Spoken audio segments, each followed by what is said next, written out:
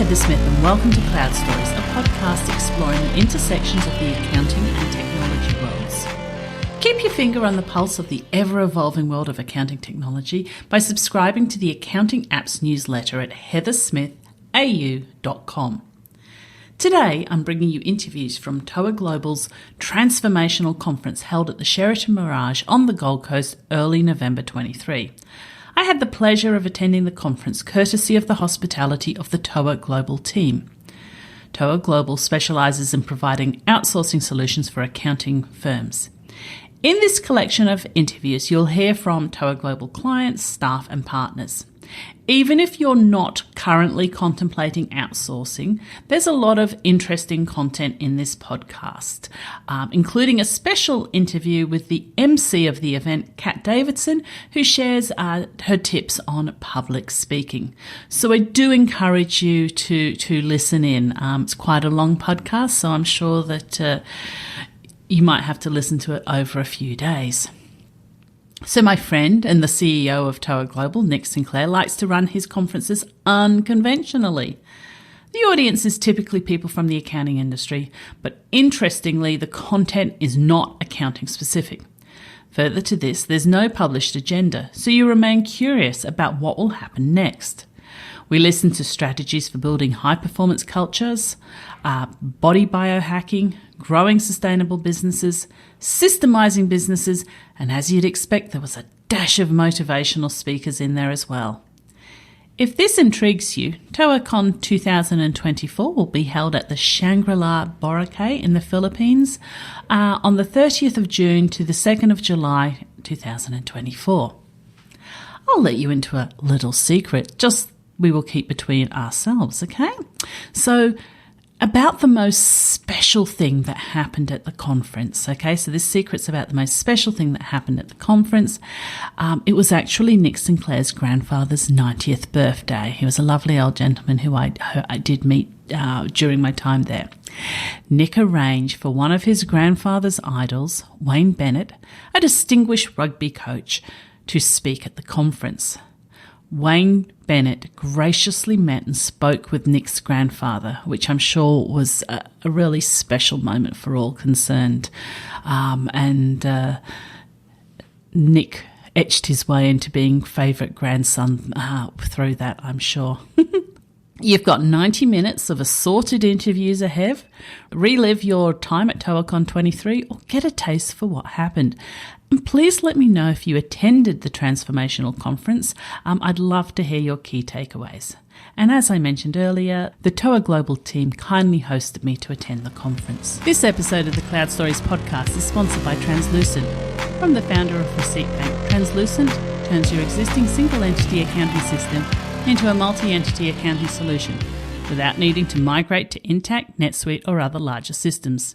Simply connect your existing accounting software and Translucent will consolidate all your data to create a single financial system of record.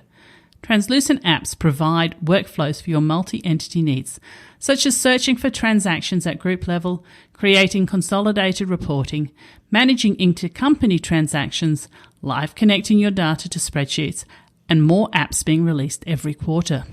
Visit translucent.io to get started. All you need to do is connect your existing accounting software, and once your data is synced, you're ready to go. Translucent Explore is completely free, so you can try the product without commitment. Hey Daniel, welcome to the Cloud Stories podcast. Really excited to have you here. Thanks Heather, thanks for having me. Can you let our listeners know who you are and what business you work for? I am Daniel Shaw. I work for DFK Benjamin King Money. We're an accounting firm in Camberwell, full service with financial planning. We've been around 63 years and planning our 65th birthday in a couple of years already. Wow, 65 years. That's a long time. Yep, it's definitely a long time, and thankfully we've had some clients who are 40 plus years. The founding partner, Philip Benjamin, is still a client himself, and so I think we've got really good longevity and connection through him and the current partners and then the staff itself. An accounting firm of 65 years must have seen every aspect of the accounting transition, from paper, ledgers, all the way through to modern technology. Well, when I speak to Philip sometimes, he sort of talks some of the war stories of going out to clients and doing all the the old cash book reconciliations, and to now where we're, if there's paper, it's almost blasphemy to sort of have it around. Everyone wants to be paperless.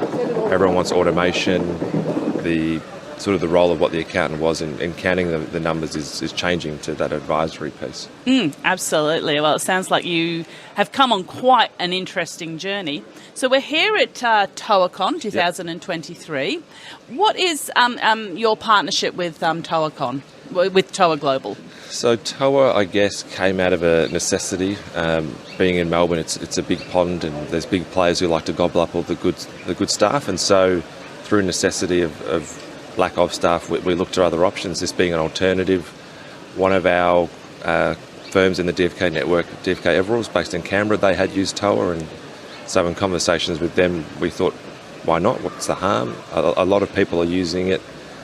People in the conference so far have said, it used to be a taboo, but it's not. So we started with, I think, 3 team members, and that's grown to about 12. 12 team members. 12 through TOA in every team, and we have 2 financial planning people in a different outsourcing firm, but we're trying to utilise that as much as possible. And when did you start? How long ago was it when you started with TOA? I think it's coming up to 2 years in January. Okay. So we've had, I think, 2 stay the course. One in my team, she's on maternity leave at the moment, but she will be 2 years when she comes back. We're bringing her out as part of a DFK cadet program. Our team members are coming to Melbourne, and then they're going up to this cadet program, I think, in Brisbane in February. So that's fantastic, and that's what Nick Sinclair has said from the stage. You need to treat them the same and train them the same as if they were in Dubbo, if they're in the Philippines. So it sounds like you're doing that. We're trying to. I think we probably haven't gone enough. It's still, you've got to go to the Philippines, and so there is that mindset that, it's not just driving off to a different part of the state or even just to interstate. So I think we're still in that mindset where it seems a long way, but you can get overnight flights and you're there, and the team gets so much out of it just from a personal level. Marie was there in July, and one of our team members was having her wedding, so Marie and Paul went to the wedding with the rest of the TOA team. And how wonderful. There were some great videos out of that, and they really enjoyed that sort of connection to their team here, because otherwise they're just looking at a screen. Yeah, absolutely. Well, that's really wonderful. Reflecting back on starting with TOA 2 years ago, what mistakes did you make that or what would you have done differently? I think you're probably always going to make mistakes. It's just the way of life. What we could have done differently, I think, the typical accountant's mindset, we're too busy to do training, and so maybe some of the training wasn't as structured as it could be. We had people in different teams, but the team leaders of those people weren't necessarily saying, well, what are you doing, what's working, what's not working. So that's probably one thing that's still probably an issue for us. So I think that the learning is making sure that each TOA person is doing the same thing, even though they're in different teams, so that if there is a time where they can't ask their team, they just go across to that person to the left or the right, and they're getting consistent feedback or consistent processes. So training is sort of a specialty area for myself, and I'm interested to know, TOA has another institute, the AB2 Institute, as well as they've released some training initiatives on top of that. Have you been able to tap into that, or are you just looking internally for training? We have tapped into it. We've got 2 supervisors and an assistant manager who've done the AB2 leadership program, or the Emerging Leaders program. So they've completed that, and I think they've got a little bit out of it. At DFK, we do run training programs where the cadets is the first one, but it used to be senior accountants, managers, and then emerging leaders, and then the general partners conference. And normally we'll send people, but you rely on when those conferences are run. So AB2 being sort of available at any point made sense for us to offer it to these guys to say, look, there's a conference 10 months away. If you do the AB2 and then you jump into that, and they've definitely got some takeaways from that they're trying to apply. Excellent. Yeah. So what advice would you have for someone else who's contemplating this, engaging with TOA or another offshoring agency? I'd say you've just got to jump into it, because what have you got to lose? I think at this point, if you're considering it, then the decision's probably already there. I think, as I said before, it's not really a taboo. They're people, they're skilled.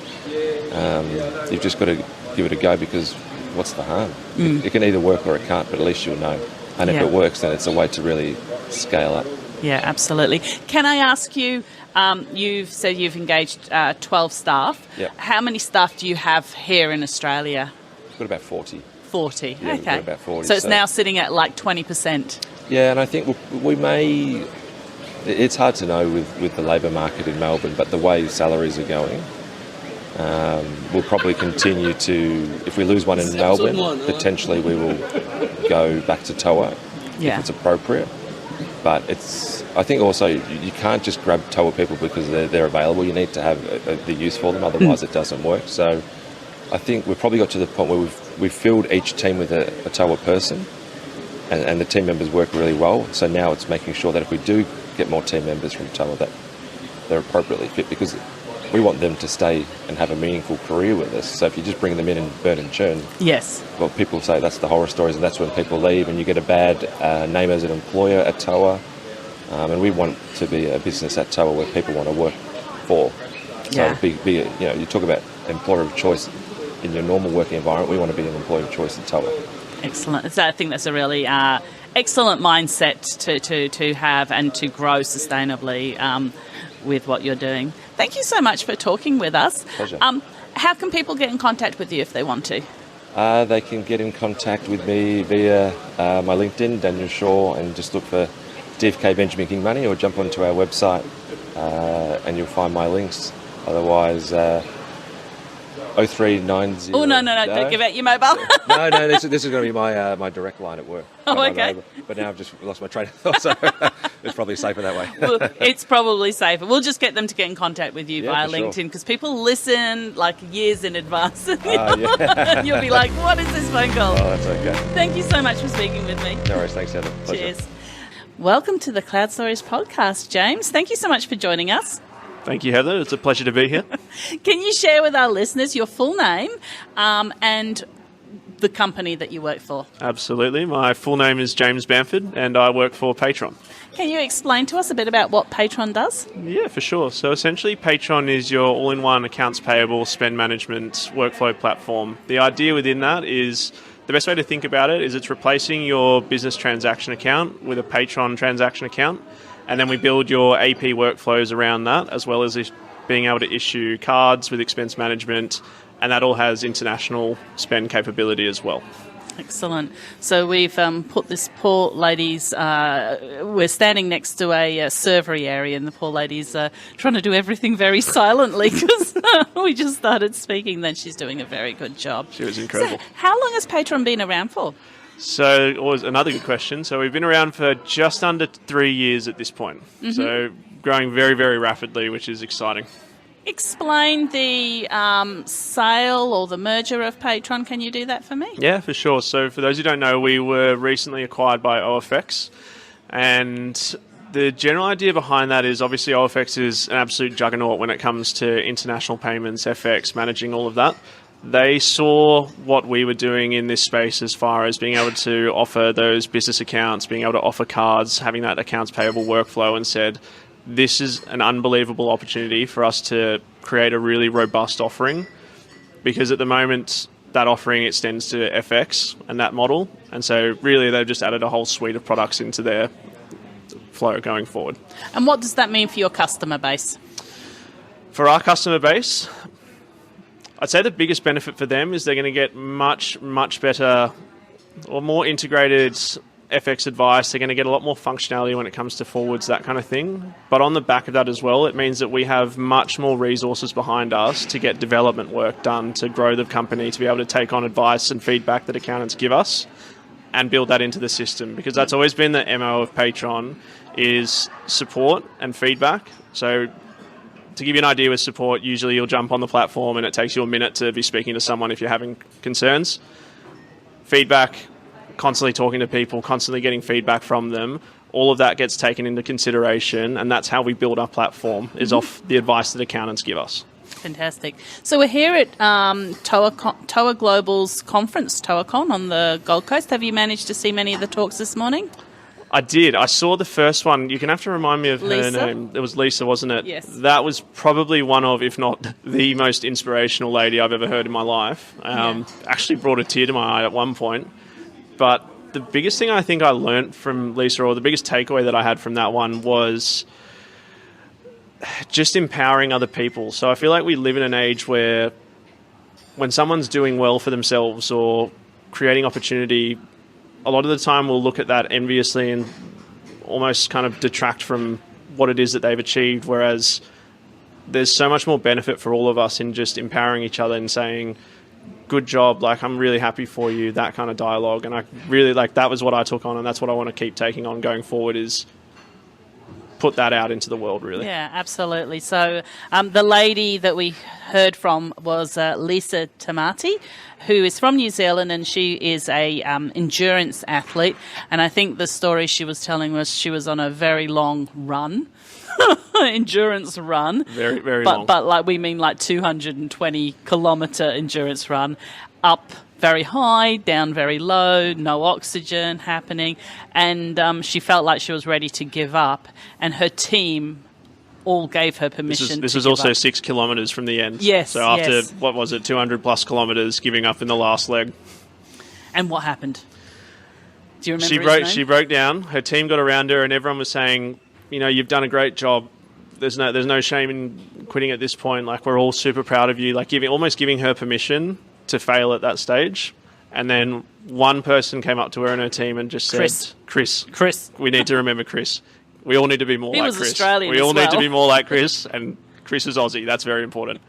Chris came up to her and just sat on his haunches in front of her, grabbed her shoulders and said, "You're not giving up." I put that lightly. There was definitely a swear word in there at one point. But you're not giving up. We've all worked too hard, and you've worked too hard, and you've got too many sponsors, and you've got too much riding on this. You need to get up and do this for yourself. And that was all it took, was one person. When everyone else was giving her permission to fail, one person empowering her, for her to say, you know what, I can do this. That barrier just leaving completely. Yeah, no, it was a very inspirational story. And look, I think there's some sort of quotes out there about what's a rising tide raises all boats, and I think it's very important to support and empower people around you when you can, without them necessarily taking advantage of you. And kind of one of my philosophies is always be kind, but give them one bit of help.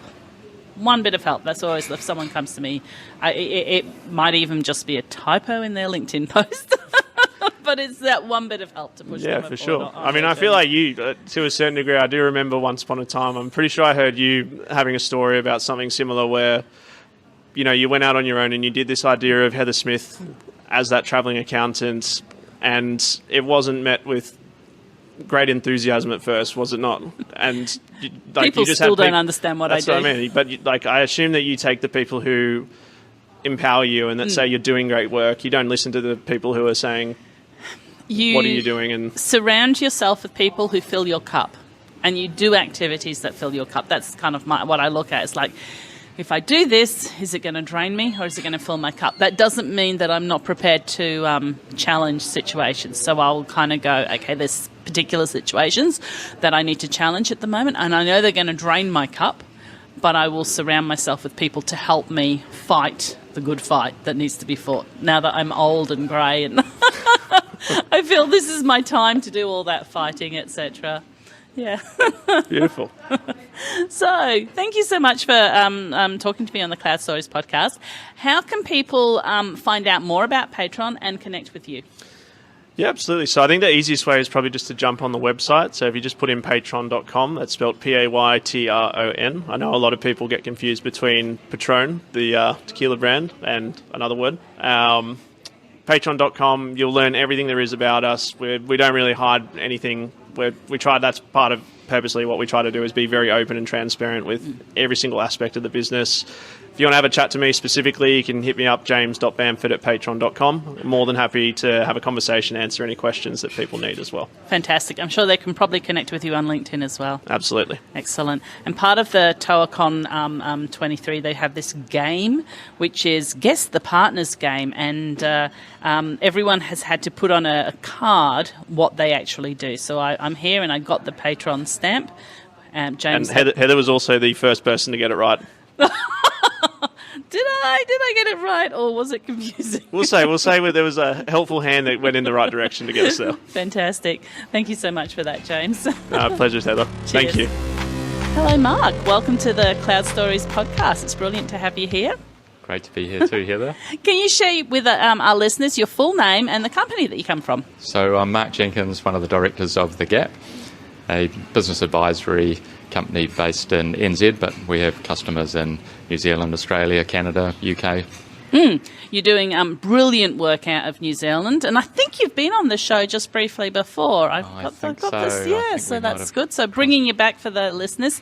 Now, I've got a lot of questions for you, Mark.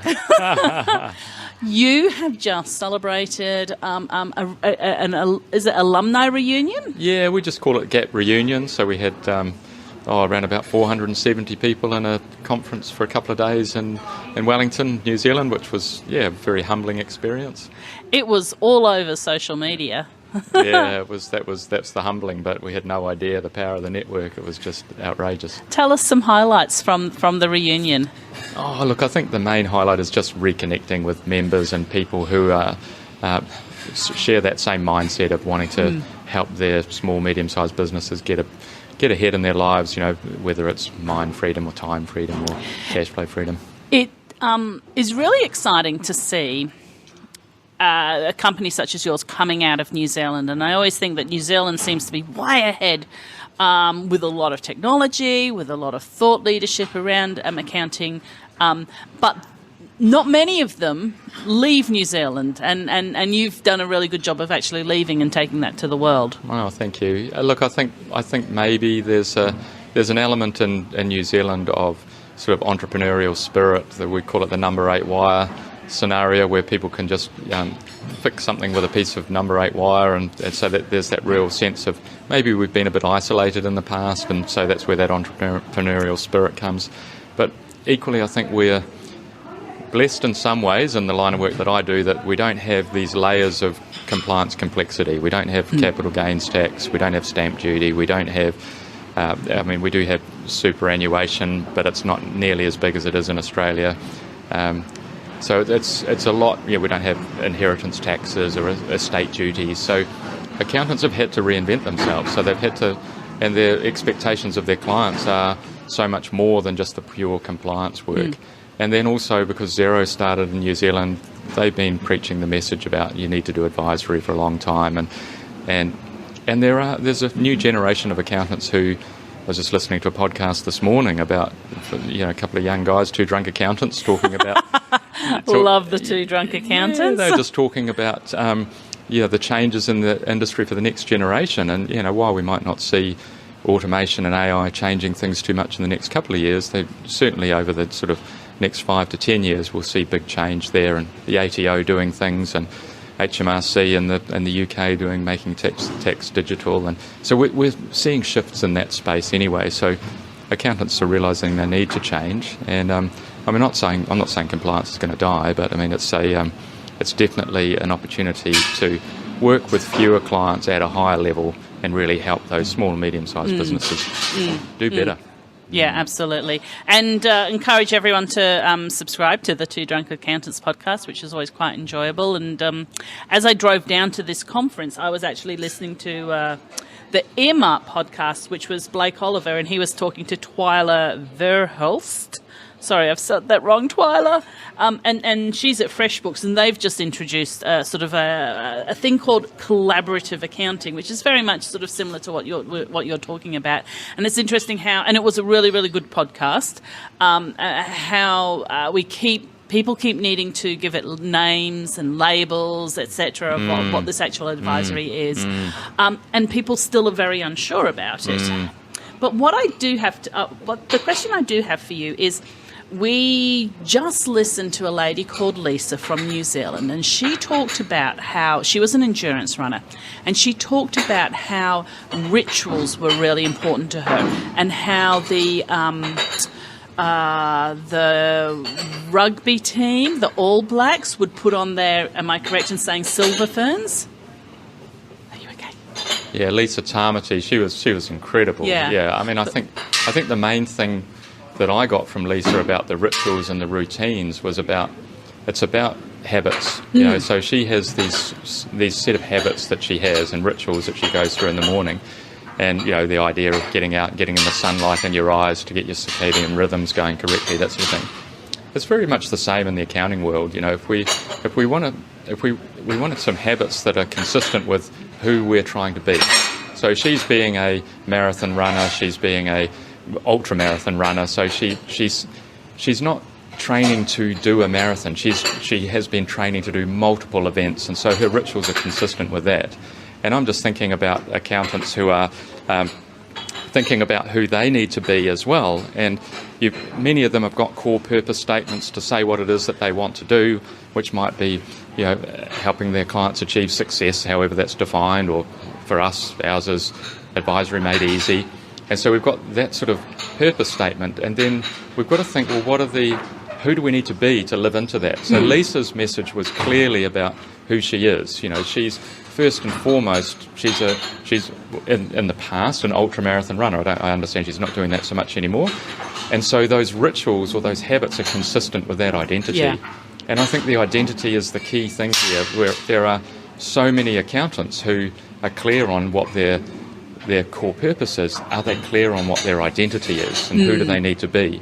And then have the habits consistent with that. So rather than, when I have more time, or when I have more team members, or when I've found these unicorn people that are impossible to find, I'll be able to do better things with my clients. Yeah. Why don't we just focus on it right now and be that person from today? Yeah, and sort of focus on the key elements and drop the other areas that you don't need to focus on. Absolutely.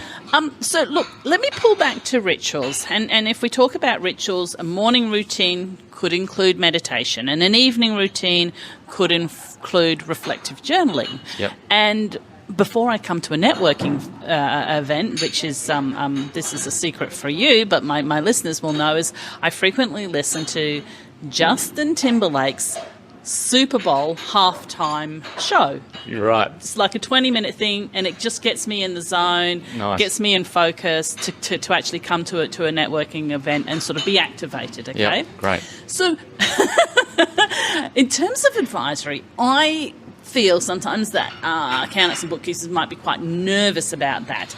And technically, they've got it. Like, I've got Absolutely. no worry that they've got it. But what do you think are some, or are you aware of some rituals that they could do beforehand, before delivering the advisory? Is this something you hear about? Is this something you recommend? Do you have suggestions? Yeah, a couple of suggestions. I mean, one of the things that my business partner, when I first started out in business, we got into partnership together, and I didn't realise at the time I was his succession plan, and he was gone within 6 months. But anyway, one of the things that he said was, just remember that you know 80% more than your clients do. So this is a confidence ritual. This is and Australians, New Zealanders, perhaps not so good at their own self-affirmations about how good they are, but just know that you are very good at what you do.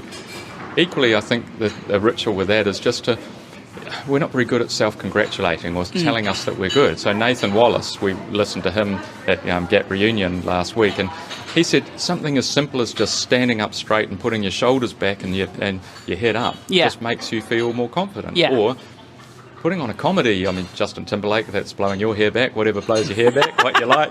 If listening to some comedy, because when you laugh, that's the second best way of releasing endorphins that make you feel confident. Yeah. So that's a really, really powerful thing to do as well. So it's all about confidence. And part of the ritual with confidence is to start small. Don't try and change the earth, the moon and the stars all in one go. Start with your nearest and dearest clients. They know you, they like you, they trust you. And just start having conversations with them and be honest, you know. So that could be helpful, I'm not sure. Yeah, no, I do think that having some sort of ritual, be it comedy, be it planning talking about what you're actually running through, what you're going to do before you do it, like or touching something, or listening to something, or drinking a cup of coffee. Yeah, absolutely, whatever it is. Yeah, but yeah, that might help you take it to that next level, because I get nervous. I'm sure other people get nervous about we things. all get nervous. I mean, I standing up in front of 470 odd people last week. I was nervous before that, but and everyone loved you as well. But you're standing up in front of 470 people who love you, who've paid to come and see you speak, but you get nervous. Yeah, but you still get nervous, and I think that nice words of you to say. But I think the key thing is that we've got to stop telling ourselves stories that are going to ruin our confidence, because if we Phil Crothers spoke from zero as well, and he spoke about the same thing. He talked about we tell ourselves stories, and those stories we need to tell ourselves have got to be positive stories. So if you can reflect back on something which was positive, or do something that you're good at, so that makes you feel good. Yeah, absolutely. Thank you so much for speaking with me today, Mark. How can people get in contact with you, and how can people get in contact with the Gap? Oh, great question. Look, I mean, the Gap is the GapHQ.com. That's our domain name, but we're also on LinkedIn as the Gap HQ. Not the clothing company, so don't get mixed up there. Do you wear the Gap clothing company clothes? No, we don't, and we don't want to promote their brand. It's promoting ours at the moment. But yeah, the GapHQ.com probably the best place. Fantastic. Thank you so much, Mark. Thanks for the opportunity. Cheers. Hey Kelly, welcome to the Cloud Stories podcast. Thank you so much for joining us. Oh, not a problem. It's a pleasure, Heather. Can you share with our listeners your full name and what company you work for? Absolutely. My name is Kelly Sagat, and I work for TOA Global. Fantastic. And what do you do with TOA Global? Yeah, look, my title is Chief Revenue Officer. I did get asked an interesting question earlier. They said, if you could change the letters to mean something else, what would that be? And I was like, you know what, I think it would be a Customer Relationship Officer, because even though my title is CRO, that's effectively what I do. It's all about our customers. It's all about our team members. It's all about our talent. So all of those functions report up into the role. Okay, that completely surprises me. So. I know. That completely. Well, that's actually a really good question to ask someone. Look, Yeah. What if you could actually change or change your actual title, Yeah. I change my title all the time. What's your most creative? Yeah, Go on. At the moment, I'm strategic thought partner. Oh, I like that. Because I've realised that if I'm working with someone, they need to listen to me. Yes, yeah. Because I used to partner with people, Yeah. but they might not necessarily listen to me. That's so true. And we can't move in a symbiotic direction if they're not listening to me. That's so true. That's a good point. Yeah, love that. So, look, and I'm not there yet. I'm probably change it another 30 times before I finish up here. But I do like that one. That'll look good on LinkedIn. Yes, hopefully it's looking good there. So we are at TOACon 2023, and the theme is transformational. Yes. We're at the beautiful Gold Coast Sheraton Mirage Resort. Yes. What has been some of your highlights so far? Yeah, look, getting to see some of our great customers, listening to their stories, and look, at the end of the day, what we do in terms of having the team members in the Philippines that work directly for our customer, and hearing all the fantastic stories around how they're really integrating them as part of their teams. I was just talking to a couple of gentlemen I haven't seen for a year, actually since the last TOACon. They've been back to the Philippines 2 or 3 times. The great stuff that they've, treat them like family really at the end of the day. The impact that has on their business and the impact that has on the lives of the team members has been amazing. And the other one is we, obviously we have a North American business as well, and it's great to see a couple of our American clients, and particularly some of our Texan clients, where head office is. So that was a real highlight.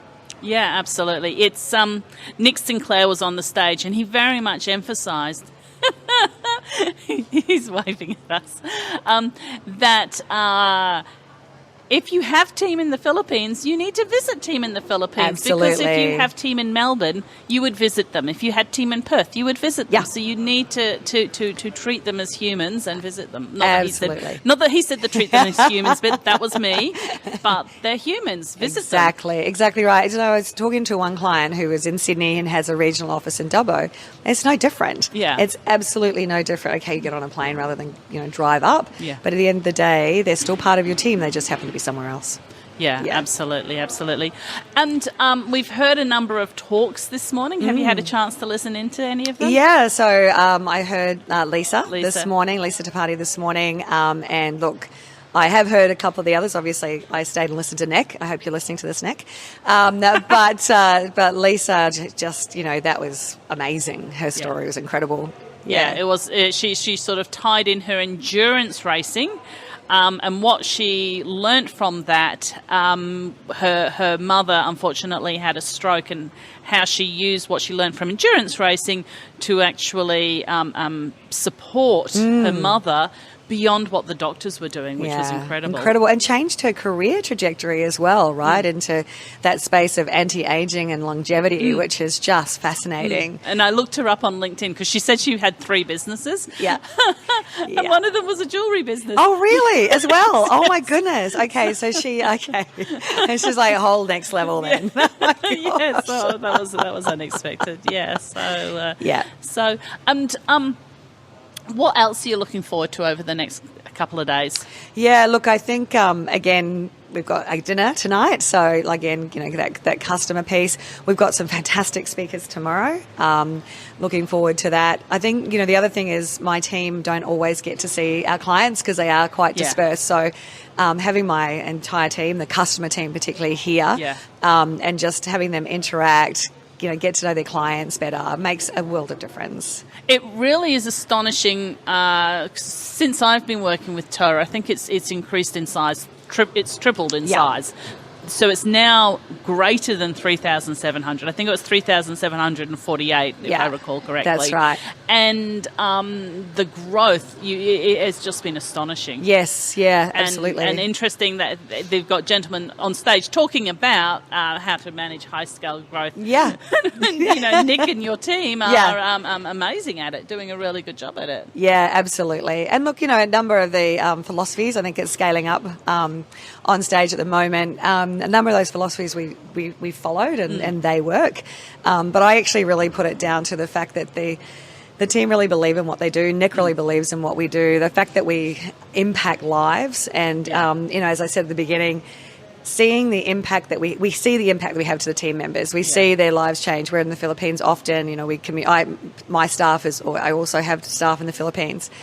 But seeing the lives change of our clients, and I haven't seen them for 6 months, and then all of a sudden, they've got another office, or they've been able to get more time with their family. And one of the gentlemen I was speaking to at lunchtime just had another baby, and he said, this is the second one, but now he's actually got time to spend, and it's quite a different experience. So that whole construct of impacting their lives is huge. It's wonderful. Thank you so much for speaking to us on the Cloud Stories podcast. How can people get in contact with you? Yeah, look, I'm on LinkedIn and obviously on email as well. So I'm kelly.segat, SEGAT @toaglobal.com. But please reach out, connect through LinkedIn. Thank you so much, Kelly. That's great. Thanks, Heather. Thanks for having me. Cheers. Awesome. Love the setup. Hey, Ali. Welcome to Cloud Stories podcast. How are you going? Very well, Heather. How are you, you sparkly thing? Thank you so much for joining us. Now, for our listeners, can you share with us your name and the company that you work for? Yes, my name is Ali Garrett, and I am the founder of All In Advisory in Adelaide. Fantastic. And I think we should also, for our listeners, share with them your own podcast name. Oh, yes. Ali and Andrew's All Aussie Accounting Adventures, found on Google, Spotify, and wherever else you find your podcasts. Absolutely. Google Podcasts is about to demise. They are. So they you need are. to We've got Apple. We've got the Buzzsprout. We'll just go with that. Oh, I know. I love Google Podcasts. Oh. So we're here at TOA Global's TOACon Conference 2023. Yep. It's day 2. It's the end of day 2. How have you enjoyed it? Loved it, inspired. I think the thing I love most about TOACon, and I've been to a few now, is the level of keynote speakers, just one after the other, the level of content, and it's not just about the technical accounting, it's all about your health and well-being, it's about how to set up your business, it's about looking after yourself, how do you look after your team, so it's got that really holistic approach. So I find it a really great time to actually sit down, reflect on the year, how am I going to head into 2024, and all of the stuff that they've said today. I've got so many little, nuggets of gold. It'll take me some time to write that all down, get it into an action plan and actually implement it, and not overwhelm the team when I get back to Adelaide. Absolutely. I do think that Nick Sinclair, the CEO of TOA Global, spends his life going to conferences, finding everything and then curating it all and back that's what I love. It is literally the best of the best. It is a curation of the best keynote speakers you can find on the circuit, people that you most probably haven't even heard of before. And it's not all, the wham bam thank you man. There's a lot of stuff in there around selling or strategy, or that you can take a lot of that and actually implement it into your business. And I think that's what he loves doing with TOACon. It's not just a technician or a technical conference. It's way more than that. Plus the community, they're amazing. Yeah, absolutely. And Nick does seem to enjoy it as much as everyone else. I know, he really does. It's his little baby, let's face it. Yeah, and I think if you've grown a business, it is actually nice to have a con. Have your own conference. What a celebration, though, to take all of your partners on the journey of where you've gone throughout the year, to celebrate the teams, to celebrate each other, to learn from each other. And, that was one of the first things he says, and he says it at every TOACon. The people in this room is where your technical stuff is going to come from. Yeah. The people in this room are the ones that they're your peers. They've been there. They've done that. Talk to somebody that has done it longer than you. Talk to somebody that hasn't done it for as long as you. Give them the gold. So that's the stuff I love. Yeah, absolutely. So can you share with our listeners your own journey with TOA Global? Yeah, so All-In Advisory started about 5 years ago. Outsourcing was not on the radar, offshoring was not on the radar at all. And then we got to the point where we were growing so quickly, I could not find team in Adelaide, and I was a bit of a loss.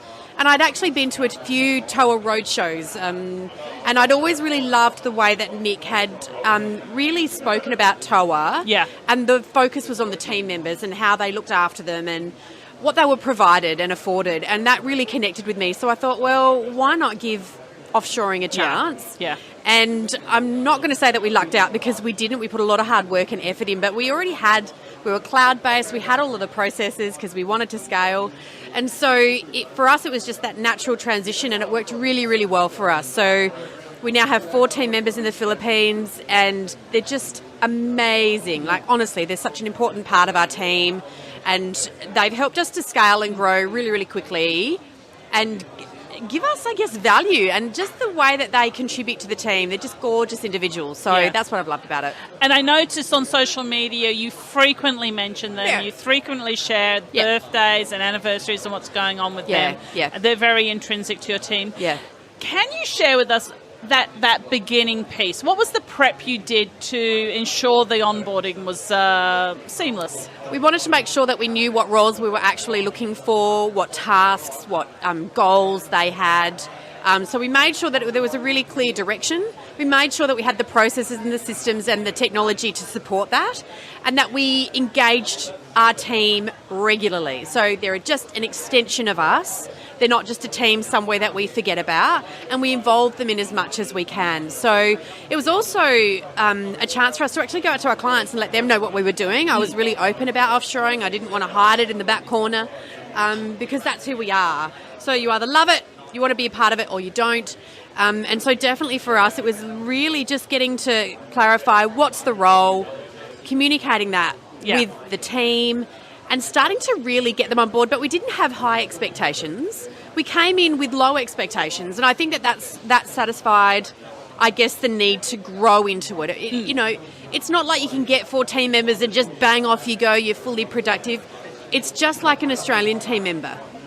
It takes time, and you can't have too high expectations on them, and you work out what they're really great at and what they're not so great at, and you just kind of work around their strengths. Yeah. Have you leveraged the training that TOA Global provides? Yeah, we do. So all of our team go through their initial TOA Global training, and then we do continuous learning with them, and we promote for them to go and have learning on top of what they recommend.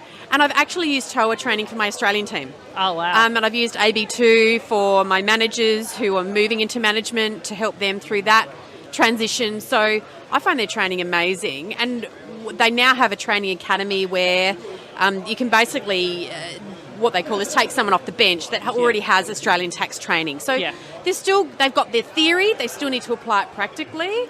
But, that's more than a grad has, to be honest.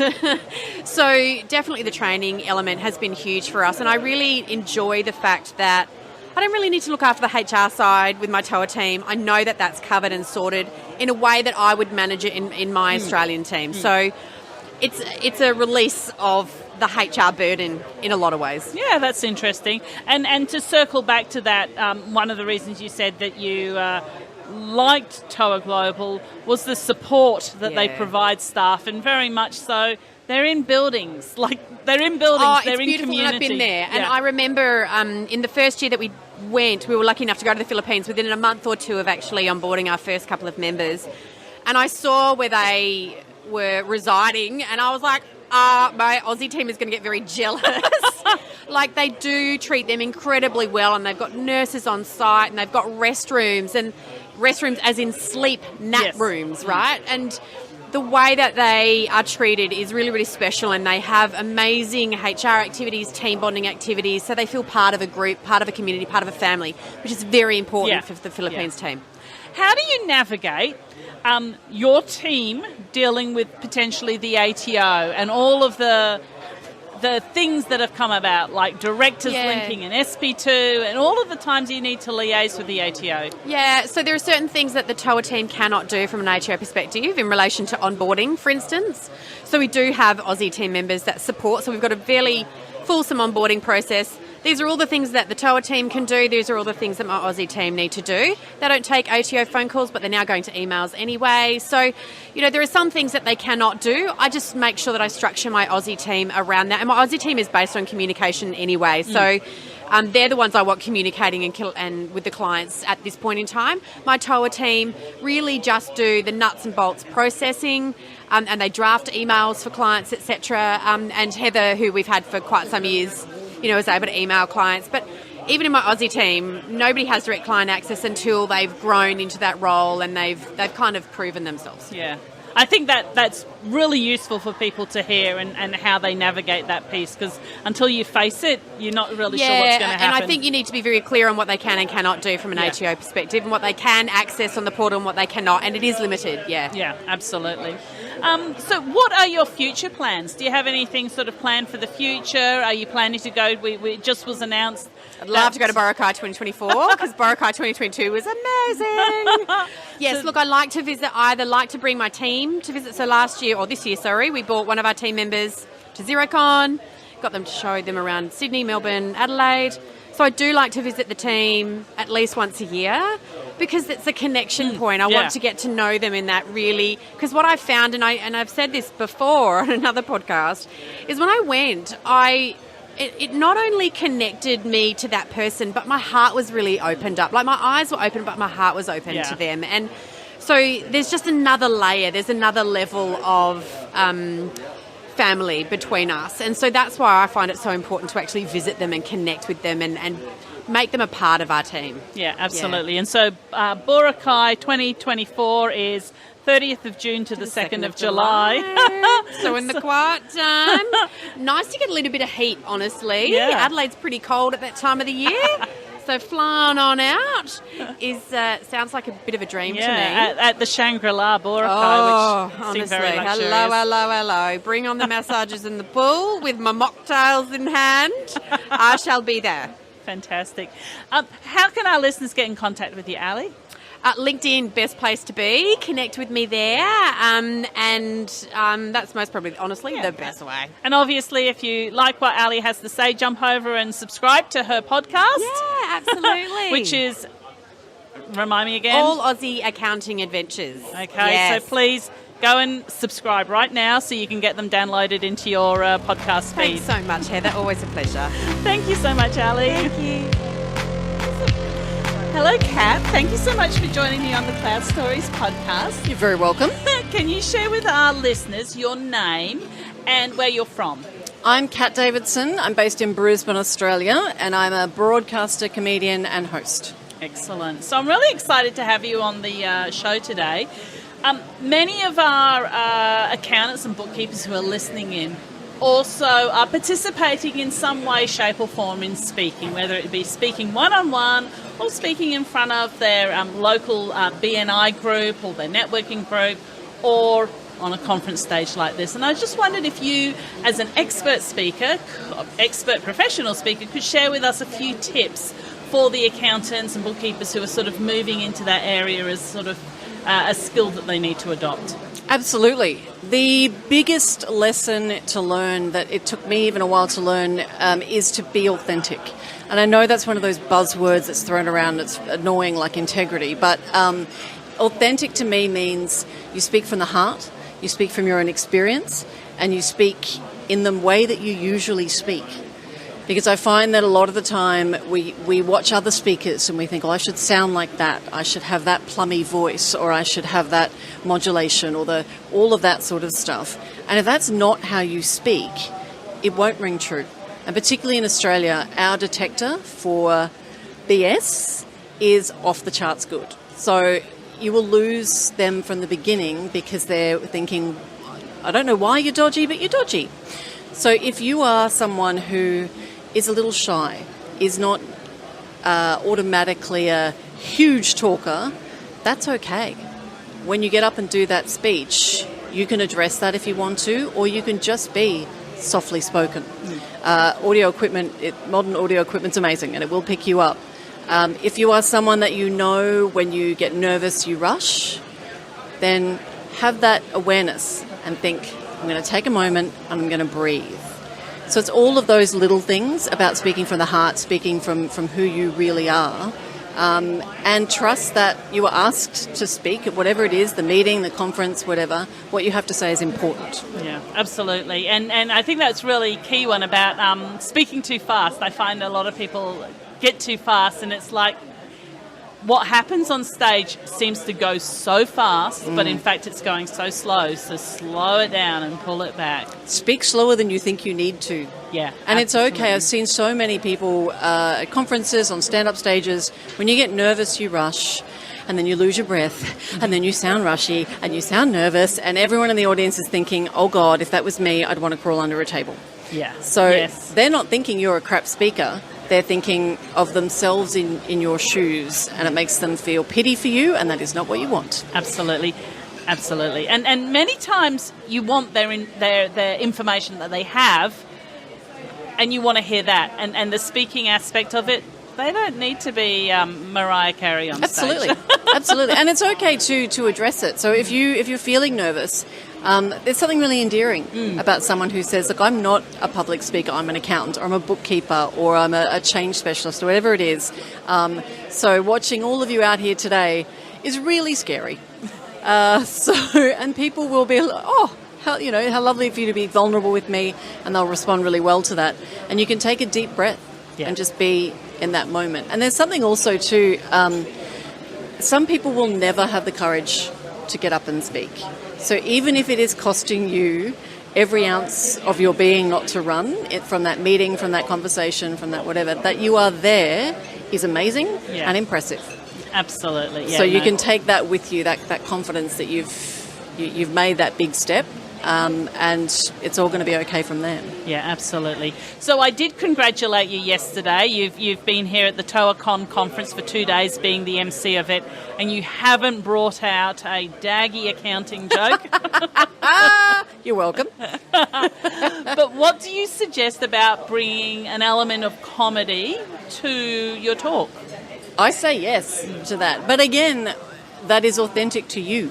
If you're not a funny person and you do 5 minutes of stand-up in your talk, you will die. That's not going to work for you. Yeah.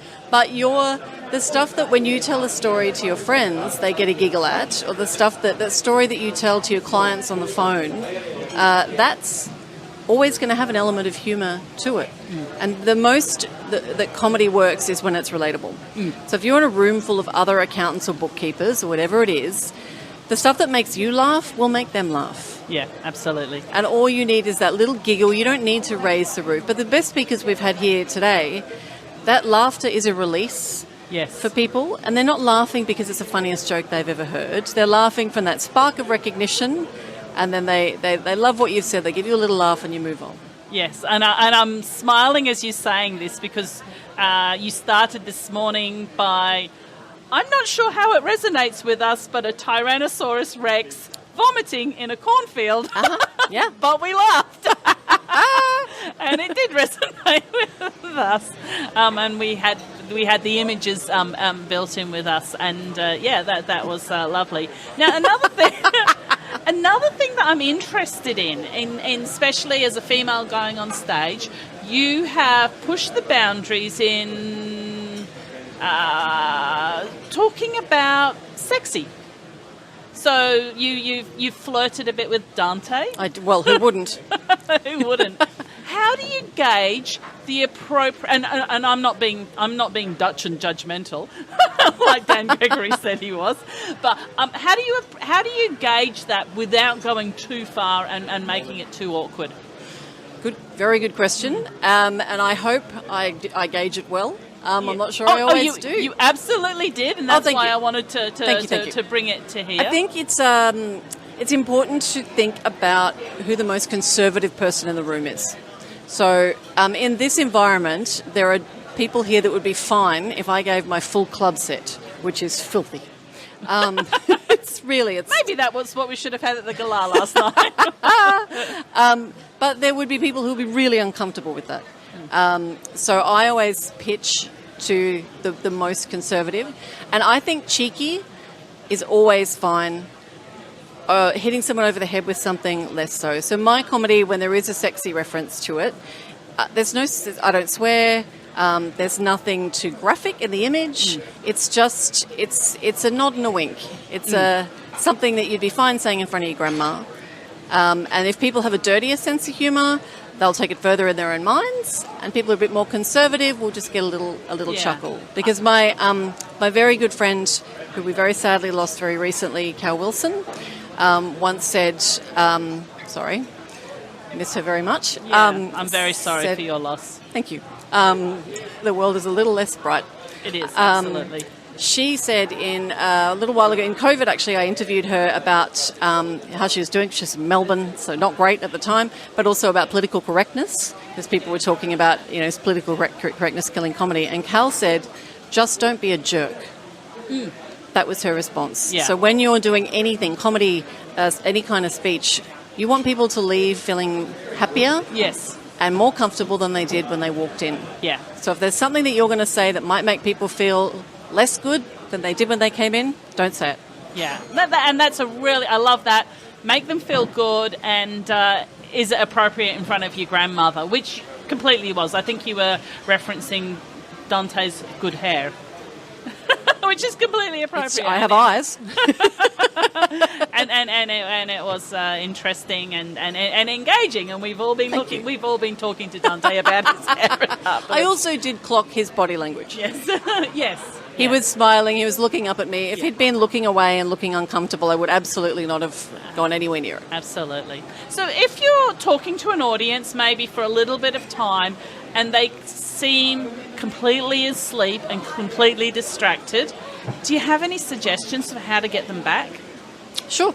There's a few different ways to do it. Wayne Bennett, who spoke yesterday, is a wonderful example of how raising your voice is not always the best response. I mean, he never lost us for a moment. No.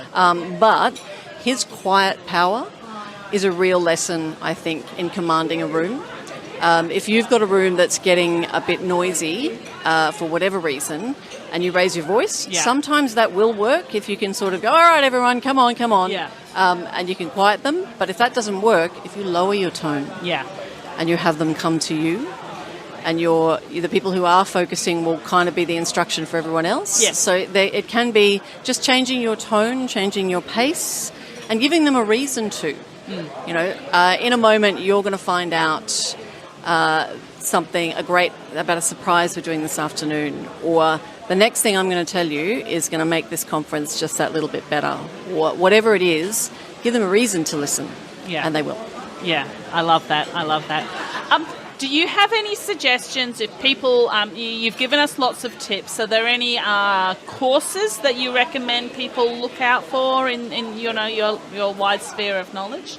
Sure. I mean, there are stand-up comedy courses. Fiona McGarry runs an incredible one in Brisbane. There's one on the Sunshine Coast, and I know that there are some in all the big cities, really, in Australia. But stand-up comedy is sometimes people's idea of hell. But I would say do something where speaking is involved. So if you don't want to actually train to be a stand-up, and in fact, please don't. There's not enough work to go around. Do something like do a Toastmasters or join Rotary, or even do whatever your interest is. If you're a golfer or whatever else, be part of that social group. And that will automatically mean more communication, more talking. You know, they'll have meetings, that sort of thing. So it doesn't have to be a huge leap. Yeah. Take little steps, and then if you do decide that you want professional training, there's lots of professional mentors. I'm one of them, and there's also formal classes. But it doesn't have to be a big leap. Just take little steps. Absolutely, completely agree. I did Toastmasters, and I thoroughly encourage people to do that. And I found that, interestingly, a lot of people did Toastmasters because they had to give a eulogy and they did it badly. And they wanted to go back and get better at it for if they ever had to do it again, which was quite challenging. But everyone improved dramatically from Toastmasters. But great to hear that you actually do that mentoring and education as well. How can our listeners get in contact with you, Kat? I'm on LinkedIn. Of course I am. Are you? I'm Kat Davidson. I'm also on Instagram, Mrs. KD. Google me, you will find me, and I'm mostly very approachable. Thank you so much for joining me on the Cloud Stories podcast, Kat. It's been a real joy to listen to you and have you MC the TOACon conference over the last 2 days. Very welcome. It's been my pleasure. Thank you. Welcome. Welcome to the Cloud Stories podcast, Jeff. Thank you, Heather. How are you? Yeah, I'm very good. We've got the beautiful sunshine of the Gold Coast shining on us. It looks like it's going to be another spectacular day here. Hopefully, yeah. We're here at TOACon day 2. Looking forward to a lot of interesting speakers that they've got lined up for us. Now, Jeff, can you share with our listeners your full name and the business that you work for? Okay, I'm Jeff Gartley, Chartered Accountant, and I'm based down in Ormond, and my firm is called Gartley Advisory. Gartley, how did you come up with the name Gartley Advisory? Oh, pretty easy, wasn't it? We've changed it a couple of times, but the advisory to be a bit more expansive than just tax. Absolutely, absolutely. So what is your relationship with TOA Global? We found TOA about 12 months ago, and we've taken on one TOA graduate, and we'll probably take another one on next year. And it's been good for small firms like ourselves to be able to keep expanding because the market out there is pretty tight. There's a massive there's a massive staff shortage and client overload, isn't there? Yeah, and a lot of older accountants retiring, and young people coming in, but they get snapped up by the bigger firms. Yeah, in a lot of absolutely. cases. So, what has your journey been like since you explain to me how you found the person with TOA Global and what that journey was like? We lost an employee to a large firm, and we were pretty much under the pump. And I wasn't well at the time, and we're a bit apprehensive about taking on an offshore sort of person, but we really were put in a corner, so we decided to give it a go. Got in contact with a few of them and found that TOA was probably the most recognised of the lot and most professional that we felt with.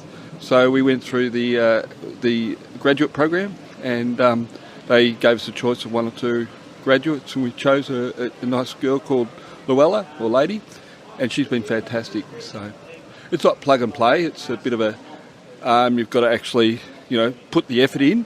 So I have my support staff, Chris, who rings her regularly and makes sure that she's included where we can. Yeah, absolutely. Training, engagement, communication is all a part of making this work successfully. And fortunately, if you change your systems over to more of a cloud-based system, and we're about to change our telephone system so that we can accommodate her.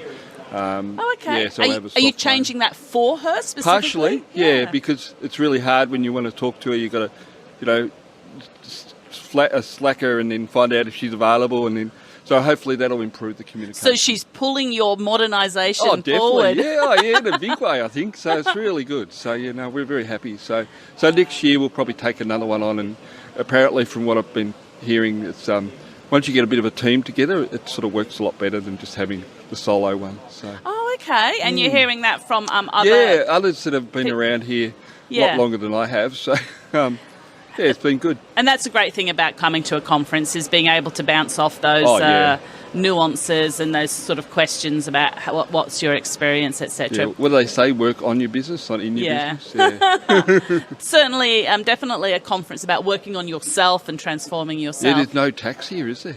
No. Good. No zero? There's QuickBooks. There's QuickBooks, yes, but yes, they're not even promoting their tax side of it, but no, yes, there are. Good. So what would you say to yourself 12 months ago that you now know about engaging a staff member? Just go for it. Just give it a go. You know, really, we were all apprehensive, but it wasn't that hard at the end of it. And when you look at the big corporates and even the large accounting firms that are doing it, why shouldn't we do it? Yeah. You know, it's the way of the world now. You know, I suppose my biggest problem was that I wasn't employing Aussies, but if you can't employ them because they're not available, then you've got to make your business work. So definitely go with TOA and give it a go. Yeah, and without wanting to sound too salesy, I do hear a lot of people say that when you employ a staff member somewhere else, it sort of stabilises your firm so you can grow and potentially employ more people within keep the other one. Keep your Australian workers happy as well. So I don't think any of them felt as though they were losing their jobs when we brought the TOA person on. Yeah. In fact, they've sort of embellished it. So good.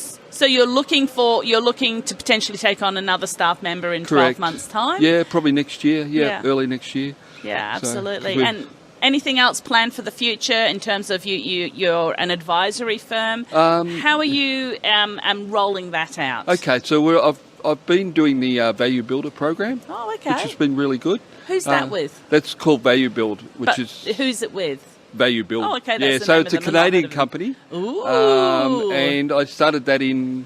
I've done the SEPA program, which is the Exit Institute, and this is more of a developed software program. And I did that during COVID because I was a bit bored at night. So their program runs in like 3 o'clock in the morning. So that's been really good to focus on exit planning. So I'm hoping with the extra TOA person, I can then devote more time to doing the stuff I love rather than, the general tax and stuff like that. Yeah. Oh, that's excellent. I've never heard of that program. Oh, go look it up. Yeah, we'll go and look it up. There is actually one Canadian here at the conference, so I'm hoping they're lovely people. I actually have 2 Canadian children. Oh, I right. accidentally gave birth to both of them in Canada. There you go. Oh, nice. Yes. So they are pretty nice. I've never been to Canada, but I hear it's very nice. Well, it sounds like you need to go to the conference for this. Well, I am next year, possibly in Florida, but... that's not Canada. No, they've brought it down to Florida. I know, but you need to go.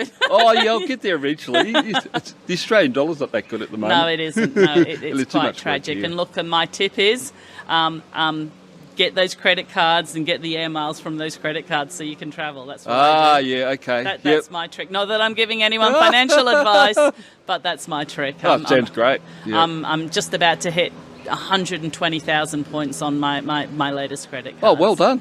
Oh, excellent. In 4 months. Yes. That's good advice. Flipping. But we're not giving financial advice. No, we're not, are we? No, we're not allowed to do that. So how can our listeners get in contact with you, Jeff? They could probably go to my website, gartleyadvisory.com.au. That's the best place. Or LinkedIn. Fantastic. I'm on there writing articles like yourself. So excellent. Yep. Love it. Good. Love it. Thank you so much for speaking with us, Jeff. Thank you. Really good. Awesome. Very flash. It is. I feel important. You are important, Vicky. You are important. It's a transformational conference and we're here to tell you you are important. Hello, Vicky, and welcome to the Cloud Stories podcast. Oh, wow, this is amazing. Thank you. Thank you for joining us. I feel so special. Can you share with our listeners your name and where you come from? Sure. So my name is Vicky Birch, and I work for the lovely, amazing company Intuit, and we look after the QuickBooks program. So I've only been there about a year, though, so I'm pretty new, not so new. I've worked with the outsourcer before, so I knew all about Intuit, and I kind of got poached, to be honest. So it was a great poaching. So some people could say you're actually green to the Intuit. I guess. Yes, still green. Compared to how many people have worked for many, many years, I am definitely green. Yeah, absolutely.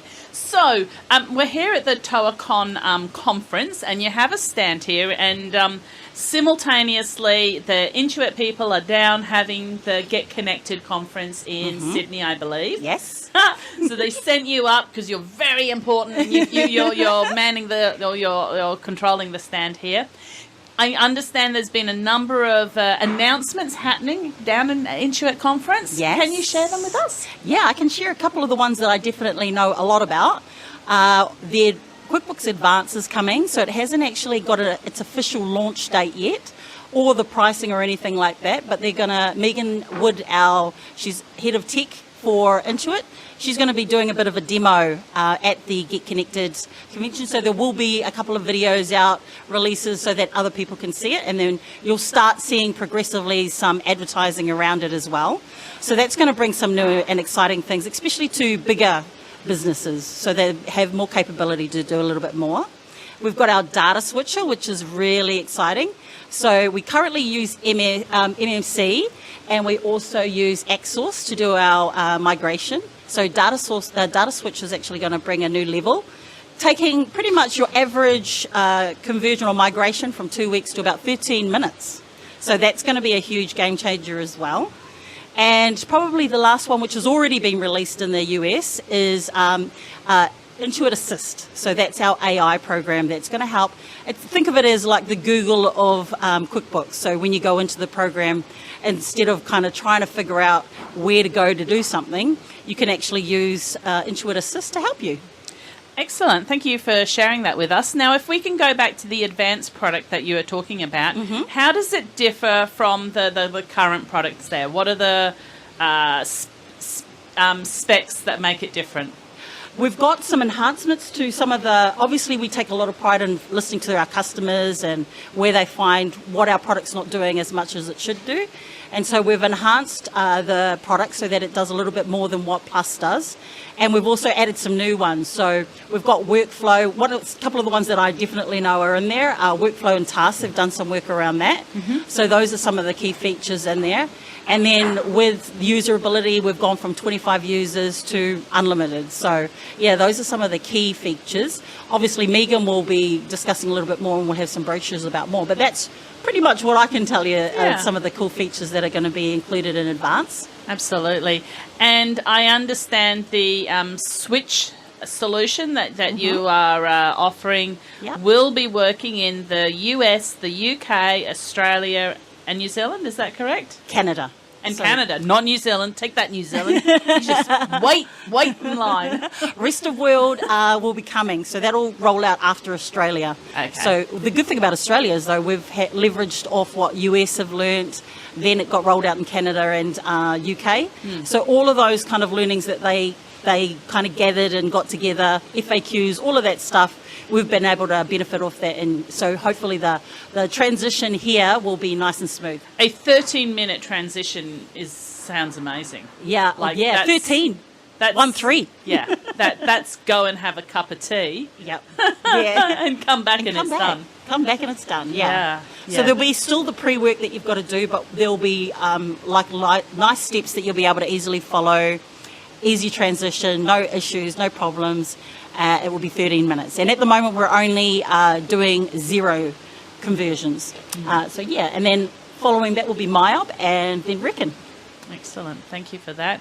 And the Assist program, I think it's QuickBooks Assist, has been talked about a number of times in the media. So I think listeners will be familiar with that, but that's very much...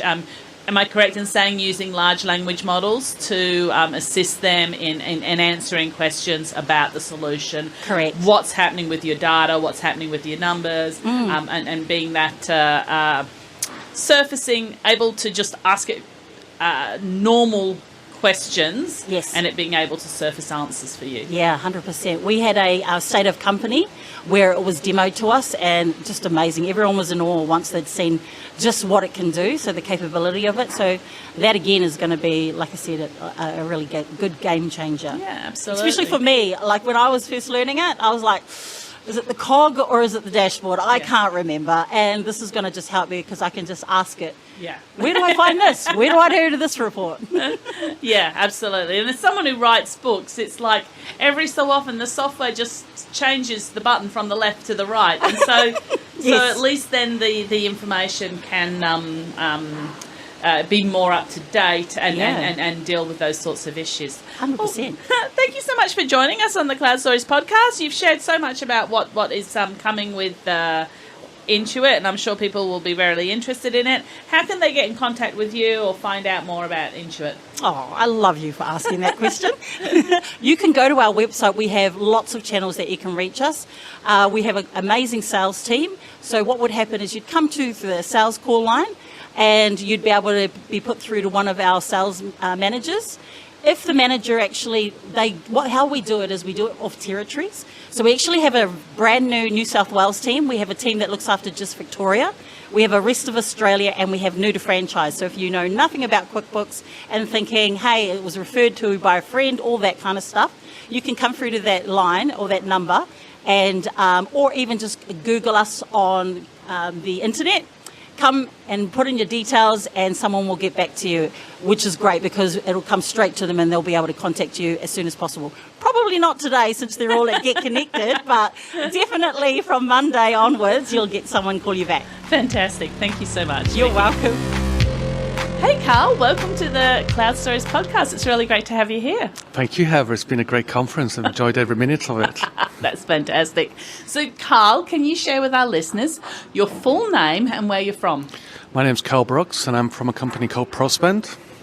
Excellent. And what does ProSpend do?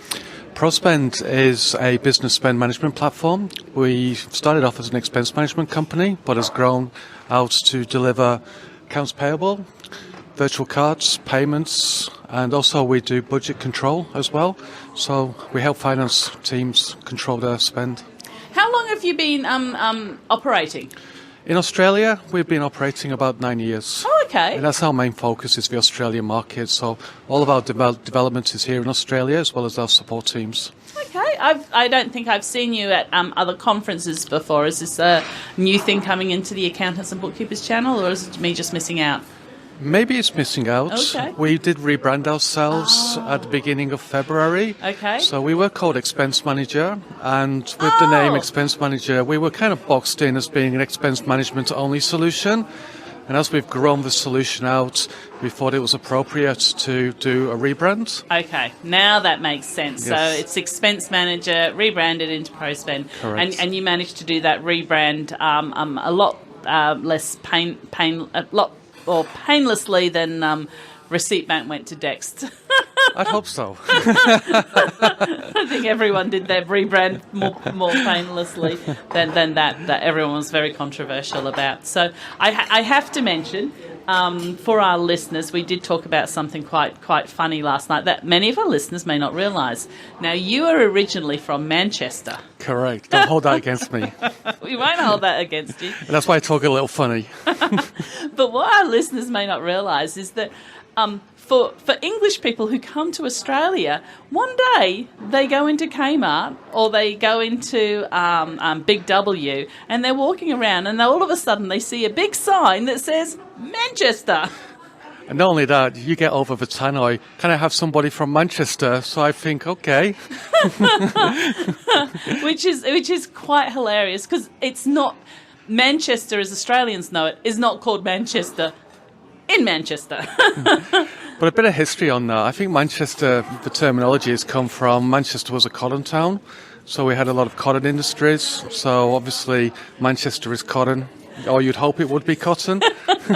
Yeah, no, it's something that we've just naturally adopted. You see it everywhere. We don't even think about it. And, Yes. and it's always quite amusing when an English person comes over and is like, what? What's going on? It did bring a smile to my face. First time in Kmart. Manchester. Whoa.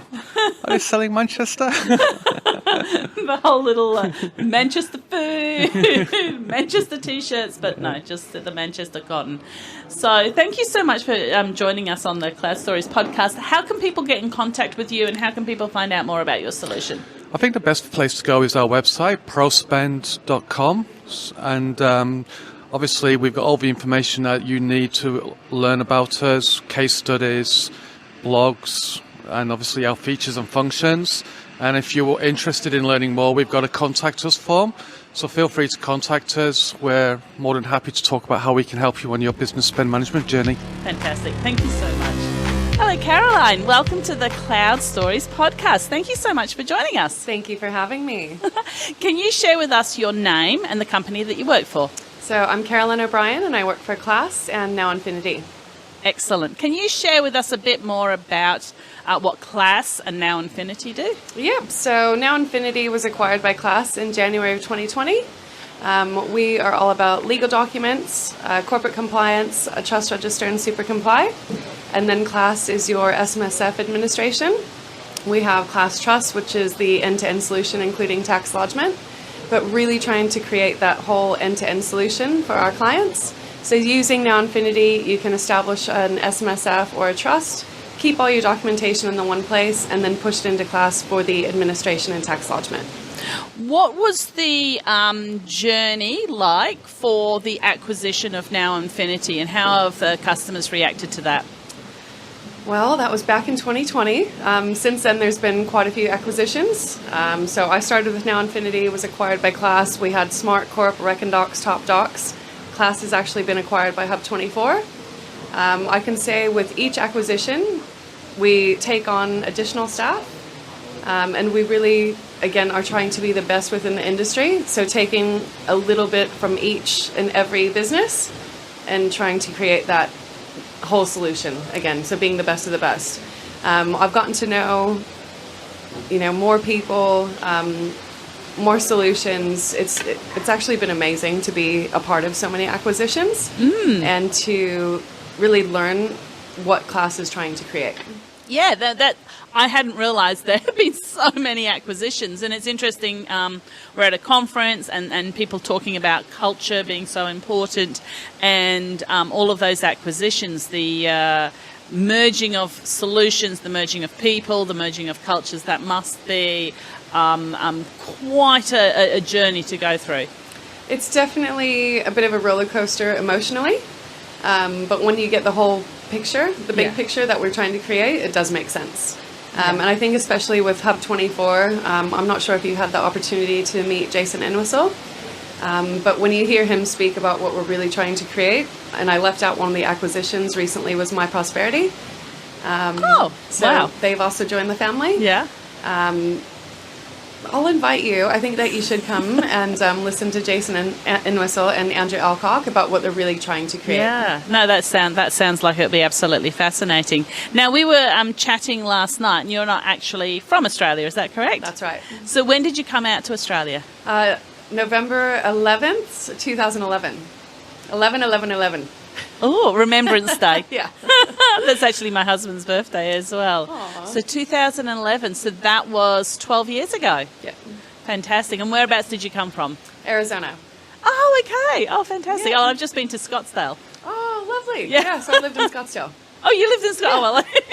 Oh, well, small world. Scottsdale's a very happening place. It is. So you have the little college town, which is North Scottsdale, and then if you go, that's south, but if you go into the north, there's over 250 golf clubs there, right in the middle of the desert, greener than greens, but it's a beautiful place. Yeah, it was a very interesting place, and while you're mentioning all the golf clubs, the golf clubs, what was interesting to me was the people that I stayed with, which was Blake Oliver, that many people will know. They weren't allowed grass; they had to have pebbles. Everyone in their area had pebbles. It's rocky, yes. So it's pools and pebbles and rocks. But then the golf courses are immaculate. Yeah, and that's fascinating. So, what drew you to come to Australia? Long story, I'll keep it short, but my dad actually grew up in Australia. So he was born in Holland, grew up in Australia. He was one of 16. So I actually came out to visit my oldest uncle. He was the only one left in Australia. I was only meant to be here 1 month. I ended up staying 3 months, met my husband, and I haven't left. Oh, that's wonderful. That's a lovely story. And we were talking before earlier yesterday. We listened to Wayne Bennett speaking, who is a well-known. Would you say coach? Is that what the term we'd use? Definitely. Well-known. Sorry, people will know I don't understand sport very much. Well-known coach in Australia. What did you like about that talk? Just his point of strive for excellence. Always just keep going one foot in front of the other. But really just, I think the simplicity of him also saying, don't shake my hand unless it's meaningful. There was a few points, honestly. Yeah. I look back. Yeah, it was interesting. He actually said, I don't want you shaking my hand. Yeah. As you said, it's meaningful. And I think his point on being a leader as well, knowing that you chose to be a leader. Yes. And if you're looking behind and nobody's following you, are you really leading? Like, there was a lot of key points that I took away.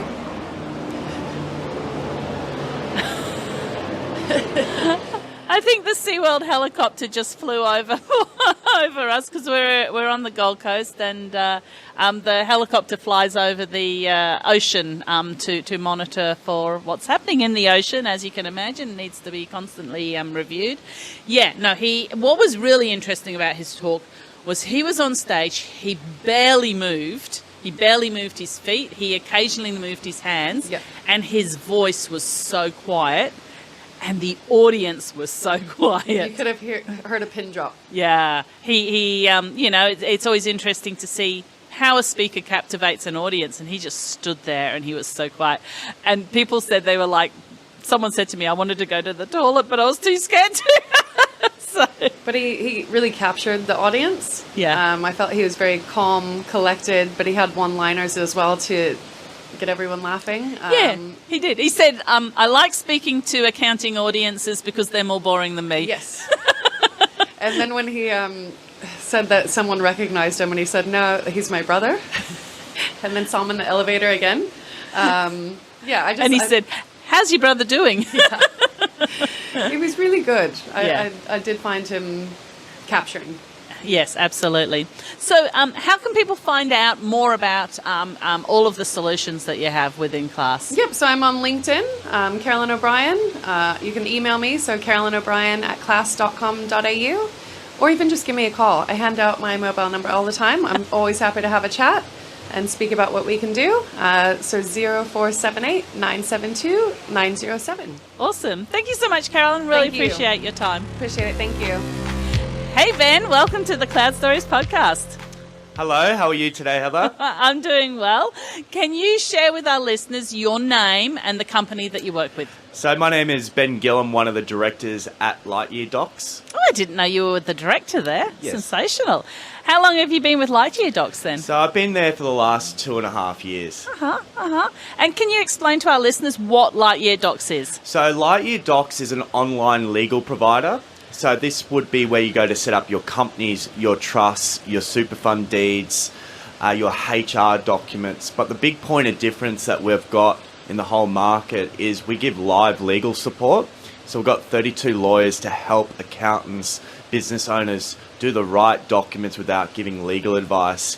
Because technology can only go so far, and making sure you're doing the right documents for your clients is crucial. Oh, that's really interesting. And I know when I went through the formation of my own business, I went to a lawyer and got something written up, and then took it to my accountant, and my accountant actually said, no, this isn't what you need. And he actually redeveloped what I needed. So I actually spent a lot of money with a lawyer. I'm not saying that the lawyer was wrong, but I spent a lot of money getting a structure with a lawyer where I should have gone to the accountant. And so your relationship is with the accountants to assist them in providing these documents. That's right. So we've got over 2,000 accountants, so we understand the structures, but more importantly, the case studies. So 9 out of 10 companies by accountants right now do not talk about succession or bloodline or protecting their clients' family wealth. So they're setting up trusts without that bloodline. So if an event happens with a will, that trust can get challenged if it hasn't got bloodline. So it goes through the family courts, and these poor families, by the time there's an outcome, there's no money left for anyone. So we're re-educating people through our training platform as well, because CA, CPA, IPA, they haven't put accountants through how to set up companies, how to set up trusts, how to read the deeds, understand the strategy for the clients. So we're going back to square one for them and going, hold on, this is the law as of today. This is the case studies for you, and these can be the outcomes if you want to protect your client's family wealth. So how does someone, the accountants or the bookkeepers, access the training platform? So you go through the Lightyear, go to lightyeardocs.com.au, create a free account. We do weekly CBD training, so we have around 1,000 accountants on our weekly training sessions to educate you on all of the documents, all the strategy, all the marketing material around it that gives you free ebooks. But when you go to lightyeardocs.com.au, we've got something called a Success Hub, but we give away for free. If you want to order documents through us, that is great, but we're just really coming from an education point of view first, and you make the right decision from there. And to clarify, is the education free? Yep. Wow, Yeah. I had no idea Yeah. about that, and this Yeah. is actually going to be on my to-do list for the next Yeah. month, so Yeah. I'm already really excited. Yeah, perfect. Yeah. So, no, that's sensational. Free CPD, which people are always chasing, this is important stuff, and also it kind of adds an extra service you can offer your clients. Oh, 1,000%. And then it goes into other courses if you want to get more advanced. So we created something called the SAPEPA Association, so Succession Asset Protection Association. So we got 500 members in the last year, and we just got back from Phuket. So we had 150 accountants there go through war stories and case studies of setting up estate planning through our platform with legal sign-off.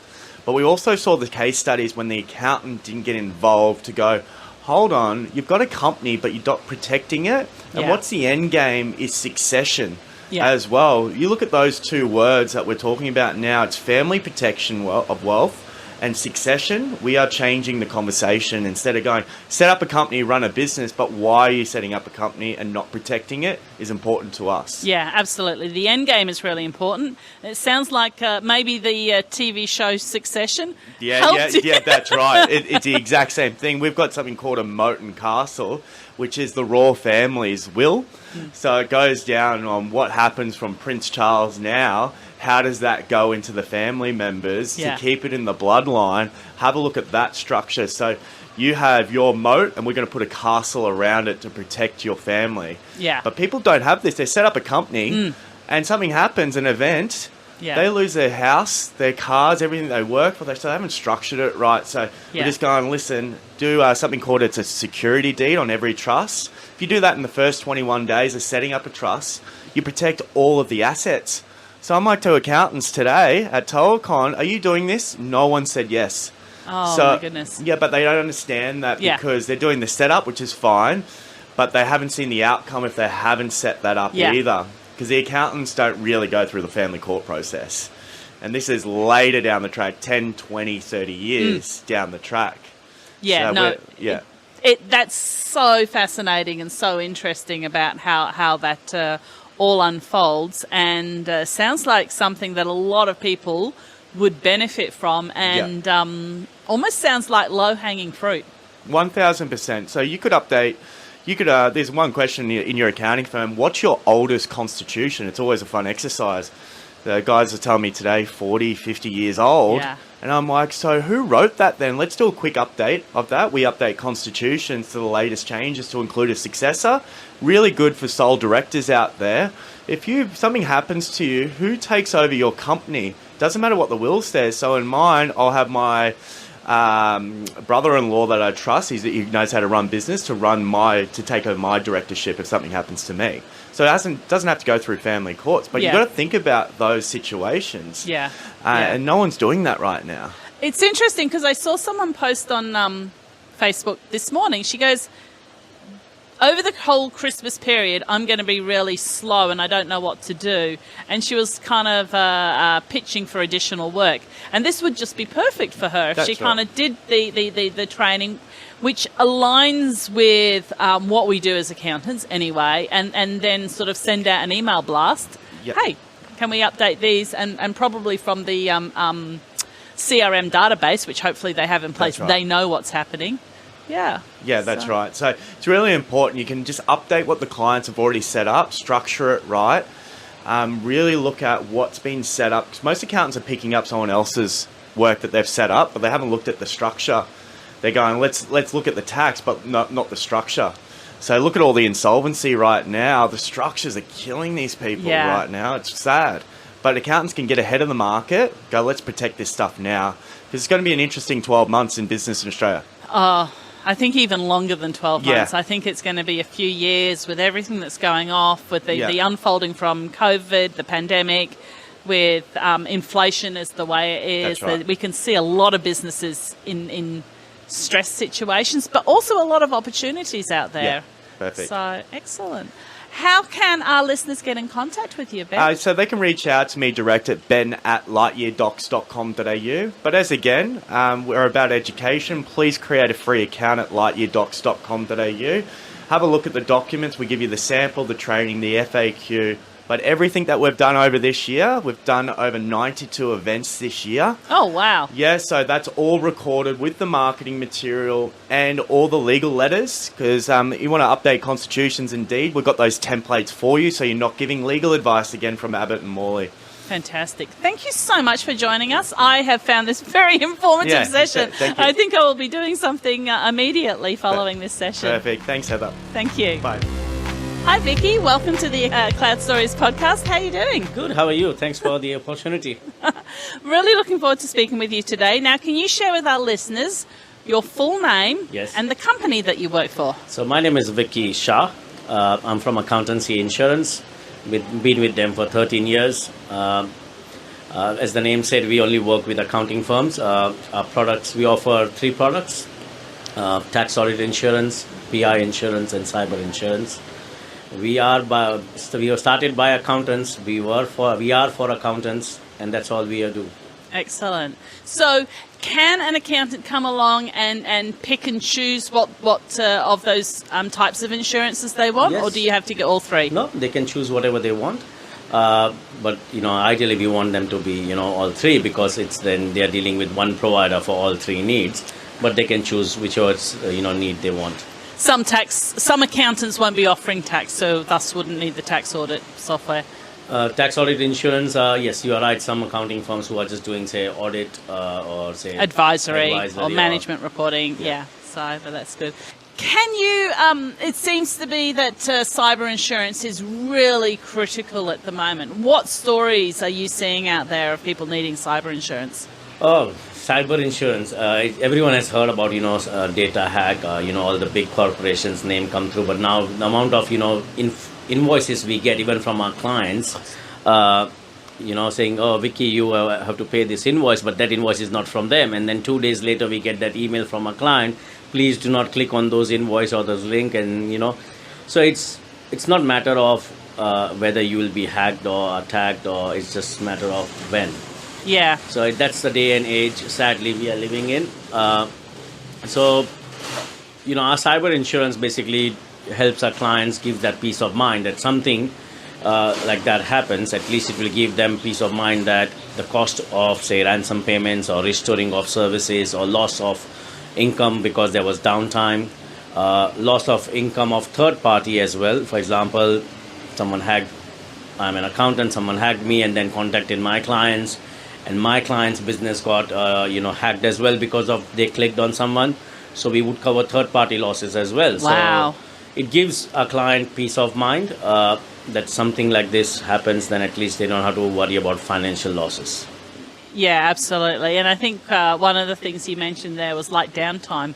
It's like you don't think about the downtime of just the, oh my goodness, I've got to deal with this, I've got to write off the day, or the 2 days or 3 days to try and sort things out. For accountants, time is their product. That's what they're selling. Yeah. Time is money, right? So if they are not working on their business, using that time wisely and trying to worry about these things, they're losing a lot of money. Yeah, absolutely. Cyber insurance also, helps the clients with, PR cost. So if, for example, there is reputational damage because of these hacks, so, we'll get external PR companies to, do whatever they have to do to re-establish the brand or, minimize the public, image damage because of these losses, this event. Yeah, no, and you're right that many times when it happens, they try and keep it quiet. Yes. And you see a lot of anonymous posts saying, this has just happened to me, but they're again trying to keep it quiet and trying to deal with it. Do you have any relationships or partnerships with the accounting associations? We work with all accounting bodies, CPA, CA, IPA. So wherever accountants goes, we partner with them.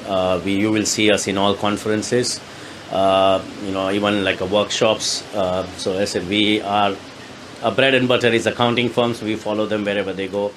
So we're at TOA Global's TOACon conference. Have you managed to listen to any of the speakers from the stage? Yeah, yesterday Wayne Bennett, Lisa was mind-blowing. Yeah. I can't, she's superwoman. I just looked at her after hearing her story and I was like, what am I doing with my life? I was like, why am I complaining with, especially what she's gone through, her body's gone through, and hearing Wayne, oh my God, it was just like a eye-opener for me. It was like, that question, that thing he said, you need to stop lying to yourself. You need to be honest with yourself. And, subconsciously, as a human, the first person we lie is to ourselves. We are never honest. It's just how we are programmed. We are into routine. So we never take a pause and ask ourselves, what am I doing? What is it going to make me happy from inside? And that's what the biggest takeaway for me was from Wayne's speech. Oh, that's wonderful. It was really good listening to the speakers. Yeah, so sort of about self-awareness. Yes. And I kind of call it cup-filling exercises. Yes. Like someone says, why do you do this? It's like, the choice between 1 and 2 is that will fill my cup. And you need to find, every time you need to go back to your biggest why. That's what Wayne told. And, if your why, your why needs to be stronger. Whatever you do in life, your why should be stronger. Absolutely. Oh, thank you for that. Thank you for sharing that. And everyone has been really enjoyed the speakers that have been here today. Now, how can our listeners get in contact with you? They can just go on to accountancyinsurance.com.au or Google accountancy insurance, and we would be there. They can, click on the web page. There's contact us. They can call me. My details are on the page. They can call our 1-300 number. So, yeah. Fantastic. Thank you so much for speaking to me on the Cloud Stories podcast, Vicky. No, thank you for the opportunity. Have a nice day. Awesome. Cheers. Thank you so much. I hope you like listening to a total of 12 interviews from the TOA Global Transformational TOACon 23 conference. I think there was a bit of something in there for everyone. So well done on getting through a 90-minute podcast. I know that there's a trend that everything needs to be short and quick these days, but while others are zigging, I'm zagging. I'm sure listeners of this podcast are smart enough to understand how to use the pause button. And 90 minutes really allows you to really immerse yourself in the experience and maybe set yourself up to go for a long walk or other sort of task that you're doing. So if you did attend the conference, please get in touch and tell me what your takeaways were. Inspire me. I think I'm going to explore body biohacking and surface maybe some of the strategies that I could potentially adopt. I don't, however, really think I want to live to be 100 years old. How about you? The last few episodes of the Cloud Stories podcast were all from conferences. So we had the Singapore conference, then the Las Vegas conference, and then the Gold Coast conference. And I'm just about to head off down to Sydney for the Accounting and Business Expo. So many thanks to the 2 drunk accountants who inspired me to give roving conference interviews a go.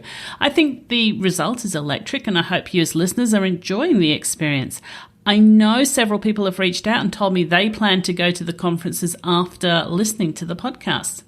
So if you're a listener, and you are a listener because you're hearing this, of the Cloud Stories podcast, let me know if you have any feedback for me. If you're a conference organizer and would like to host me to attend your next conference, please get in contact with me. Many, many, many thanks to Nick Sinclair, Jenny Kwan, Kobe Parcell Cruz and the TOA Global team for your gracious hospitality and support of my attendance. Also thanks to the sponsor of today's episode, Translucent, the multi-entity accounting solution. From here, I encourage you to subscribe and leave a 5-star review so other people can find the podcast. Connect with me on LinkedIn. Join the Xero Mastermind group on Facebook for advanced conversations around the ecosystem. I also suggest you subscribe to the Informative Accounting Apps newsletter, which gives you a great overview of what's happening in the accounting technology space. It's available at heathersmithau.com. I'm Heather Smith and you've been listening to the Cloud Stories podcast. This episode of the Cloud Stories podcast is sponsored by Translucent. From the founder of Receipt Bank, Translucent turns your existing single-entity accounting system into a multi-entity accounting solution without needing to migrate to Intact, NetSuite or other larger systems. Simply connect your existing accounting software and Translucent will consolidate all your data to create a single financial system of record. Translucent apps provide workflows for your multi-entity needs, such as searching for transactions at group level, creating consolidated reporting, managing intercompany transactions, live connecting your data to spreadsheets, and more apps being released every quarter. Visit translucent.io to get started. All you need to do is connect your existing accounting software, and once your data is synced, you're ready to go. Translucent Explorer is completely free, so you can try the product without commitment.